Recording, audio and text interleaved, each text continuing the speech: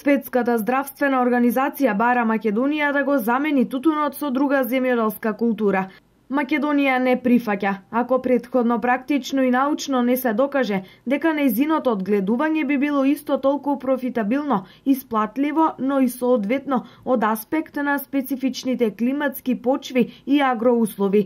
Како што потенцираат од Светската комора на Македонија, државата останува со истиот став непроменет во однос на Светската здравствена организација, кој ако е потребно и повторно ќе го изнесе на предстојниот состанок на работните групи во Индија.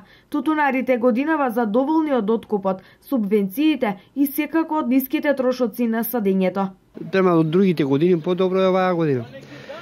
Цените подобро беше од према ланската цена, оваа година подобро е цените. Исплатливо е да работиш. Па до некаде беше добро цената, околу 170 динара. Тука некаде беше простеко. Добро е.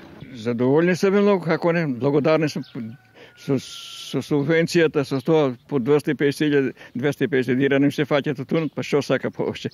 Па од другите години секако дека е поарно, нели, од порано. Еве овие 2-3 години стварно тутунот е платен и луѓето се задоволни сега.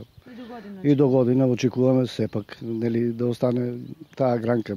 Годинава тутунот постигна извонредно висока откупна цена 185 динари за килограм или 55% повеќе во однос на ланската година, кога се плаќаше по 117 динари. Инаку во Македонија од тутунот екзистираат 40.000 семејства, а само на истокот околу 1000 домаќинства, претежно од плачковичките села.